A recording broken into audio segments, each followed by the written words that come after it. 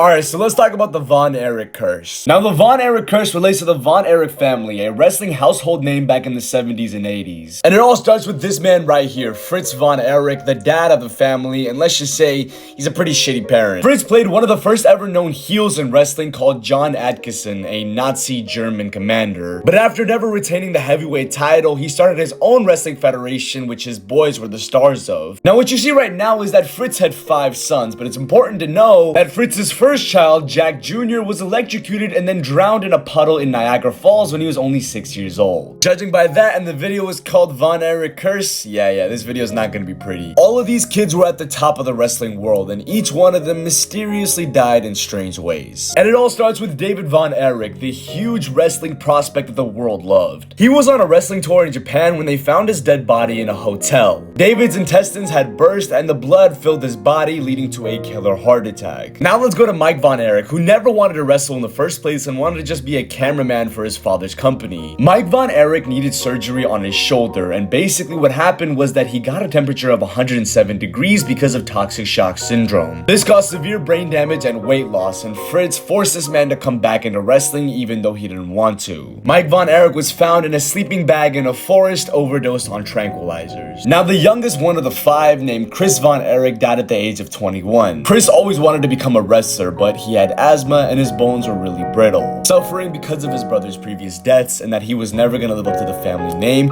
Chris drove up a hill and shot himself in the head. Now, the most successful brother, Kerry Von Erich, also known as the Lady Killer, who also beat Ric Flair to get the NWA Heavyweight Championship, got into a motorcycle crash that nearly ended his life. He needed surgery on his right leg, and instead of waiting for it to heal, he walked on it prematurely, causing the doctors to amputate it. With the amputated leg, Kerry was never the same. Alongside the drugs, painkillers, and breaking his probation, which would lead him to more jail time, Kerry walked on his father's ranch and shot himself in the chest. This whole time, Fritz Von Erich's wife left him because she blamed him for everything that happened to the brothers, and at the age of 68, he died from brain cancer. To this day, Kevin Von Erich is the last remaining brother of the Von Erich family, and he openly talks about what he had to go through and his whole entire family situation to this day. I hope this can give you a little bit of excitement for A24's newest film, and I hope that you guys are going to check it out when it comes out in theaters.